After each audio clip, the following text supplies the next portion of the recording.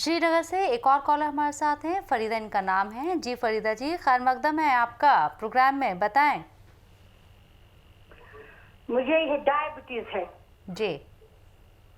और शुगर जो ये और थायराइड की बीमारी है। मैं दिन ब दिन मोटी हो जाती हूँ, शुगर नॉर्मल रहता है, डायबिटीज भी 75 mg खाती है। ठीक। अच्छा देखिए, जिन लोगों को थायराइड है जी। और साथ में शुगर भी है, तो उनके लिए एक बहुत ज़बरदस्त नुस्खा बताने जा रहा हूँ। और वो ये है कि धनिया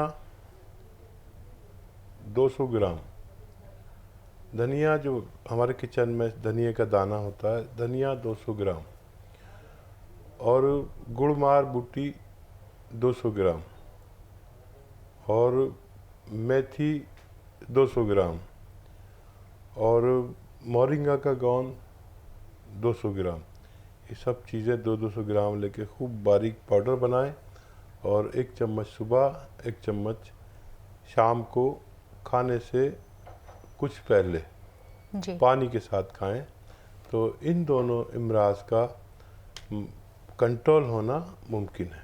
हकीम साहब, शुगर डायबिटीज़ ऐसी बीमारी है जो पहले एक उम्र के बाद होती थी, 40 के बाद अमूमन इसे देखा जाता था, लेकिन अब 40 से पहले 30 साल की उम्र में भी ये बीमारी नज़र में आ रही है। तो इसके क्या रीज़न है, क्या वजह है और इससे कैसे निजात पाई जाए, ये सबसे ज़्यादा इम्पॉर्टेंट है। और देखिए, पहले तो शुगर मैंने देखा कि अपने बचपन में मैंने किसी को शुगर नहीं देखी, और एक मेरे दादा थे, उनको शक हुआ कि मुझे शुगर तो नहीं है, क्योंकि वो जहाँ पेशाब करते थे वहाँ पर चींटियाँ आने लगी थी। तो उनको शक हुआ, तो वो इतना घबरा गए कि जैसे उनको कैंसर हो गया हो। जी। और उससे पहले शुगर मैंने नहीं देखी। जब से ये पिछले 100 साल से शुगर और इन 20 सालों में बहुत ज़्यादा बढ़ने लगी, मौजूदा 20 सालों में। जी। उसमें सबसे बड़े गुनाहगार हम खुद हैं कि हम आसानी तलब हो गए, और हमारे पास हर किसी के पास गाड़ियाँ आ गई जो बग़ैर मेहनत के चलती हैं, स्कूटर, गाड़ियाँ, 4 व्हीलर। और उससे बड़ा जो रोल है वो है हमारे घरों का। हमारे घरों में पिसे हुए मसाले आने लगे, तो इसकी वजह से भी शुगर होने लगी। और हमारे जो ख़वातीन हैं घर में, जो महिलाएं हैं जी, वो अब मेहनत नहीं करती। मतलब अगर यही मसाले जो पिसे हुए हम सबके बावर्ची खाने में, किचन में रहते हैं, जी, अगर ये मसाले अपने घर में ग्राइंडर है उससे पीस लिया करें, तो इनमें कुछ चीज़ें ऐसी हैं जो हमें डायबिटीज़ नहीं होने देती और पैनक्रियाज को तंदुरुस्त रखती हैं।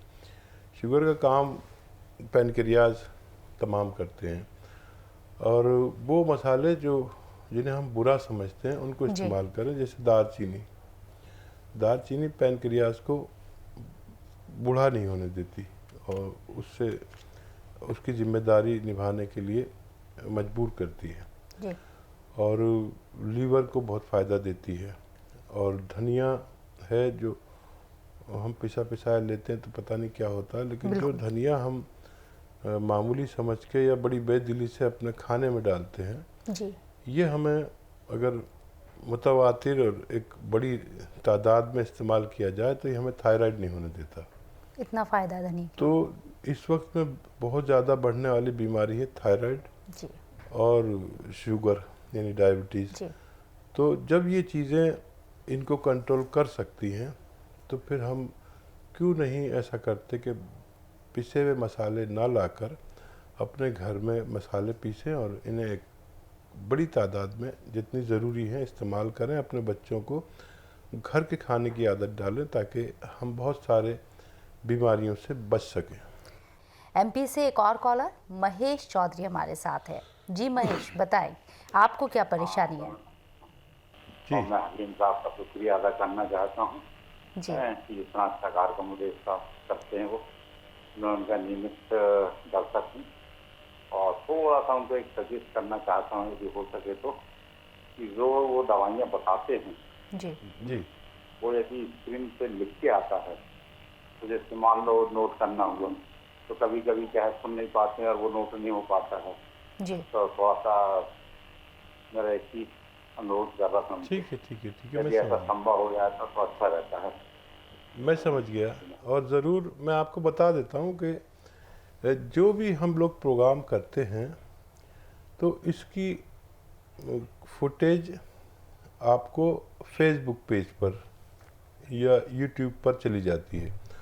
अब हकीम सुलेमान ख़ान को फेसबुक पेज पर और यूट्यूब पर सब्सक्राइब कर दीजिए। फिर रोज़ाना आपको वो नुस्खेजात जिसे आप चाहते हैं कि आप बार बार सुन सकें या लिख कर आए, तो उसमें लिख कर भी आता है और उसमें शक्ल भी आती है। जैसे मैं कोई चीज़ बोलता हूँ तो उसकी शक्ल या लिख कर भी आता है और आपको बहुत आसानी हो जाएगी। शायद आपको मालूम नहीं, आप ऐसे ये फ़ोन सेल फ़ोन इस्तेमाल नहीं करते। आप अपने बच्चों से कहेंगे हकीम सुलेमान ख़ान सर्च करेंगे, फ़ौरन वो आपको बता देंगे। छोटे बच्चों से आप बात कीजिए, इसमें बड़े लोग मदद आपकी नहीं कर सकते। जो हमारे स्कूल में पढ़ने वाले बच्चे हैं वो आपकी मदद करेंगे और आपको रोज़ाना जब सब्सक्राइब करेंगे तो रोज़ाना मेरी तरफ से 1-2 नुस्खेजात आपको पहुंचा करेंगे और जो आप चाह रहे हैं वही सब उसमें मौजूद है।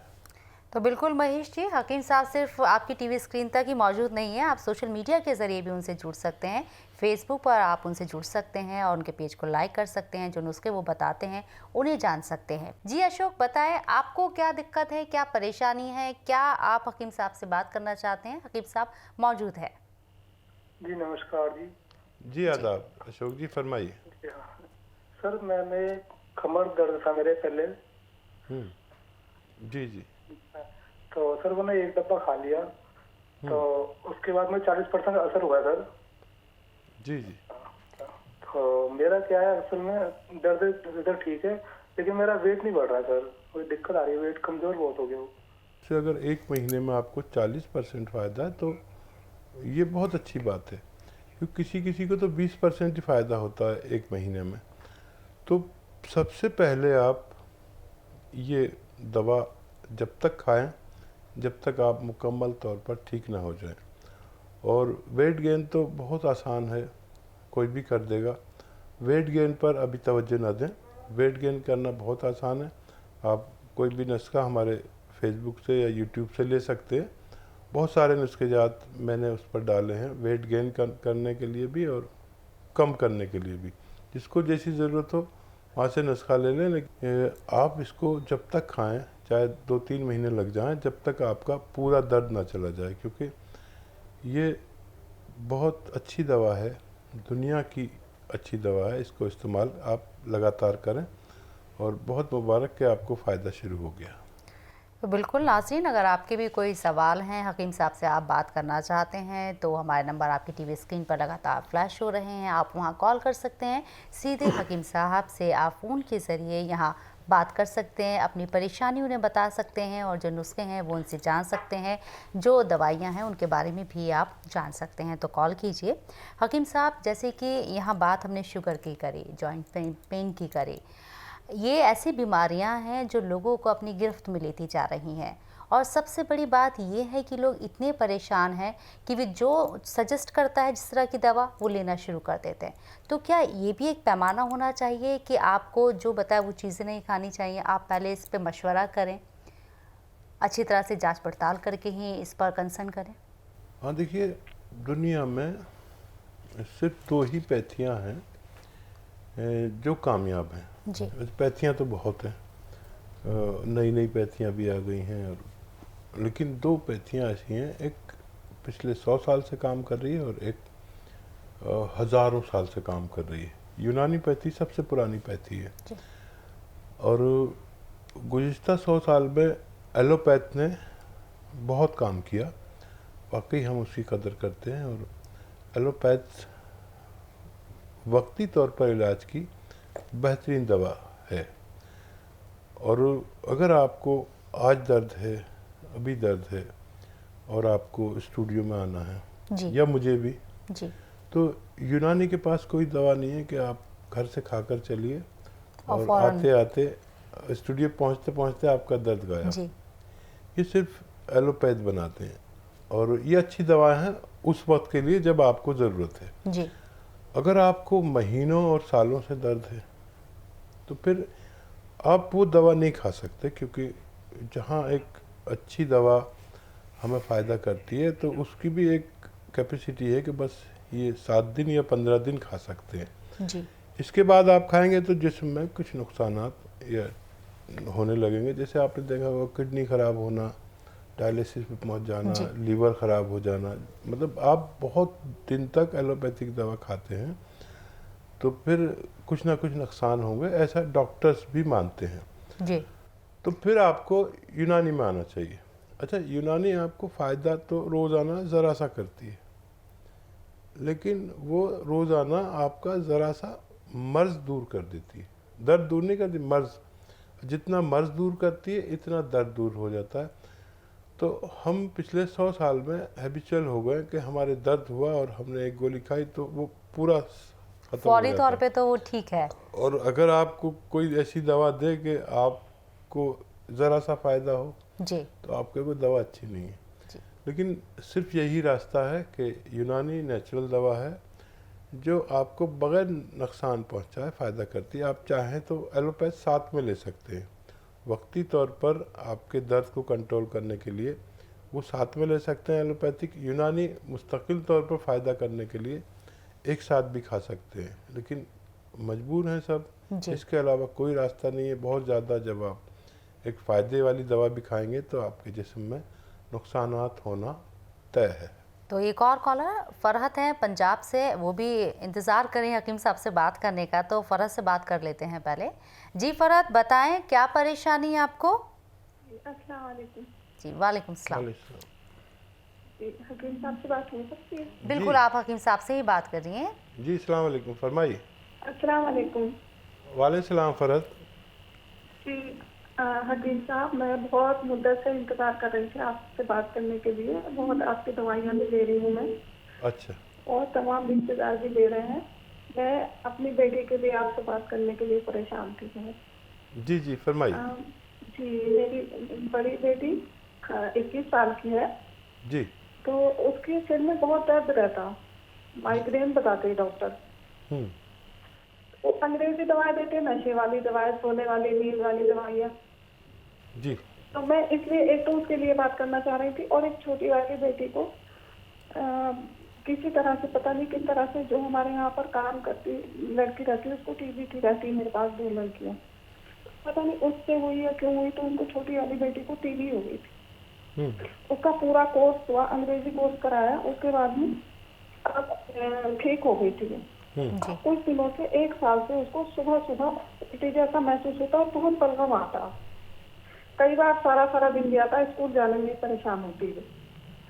तो मैं इन दोनों बच्चियों के लिए आपसे बात करना चाह रही थी।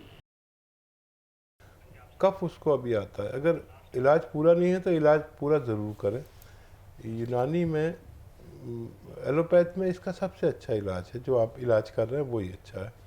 तो मैं एक नुस्खा आपको बताता हूँ, और वो है सपिस्तान, उन्नाब, अलसी।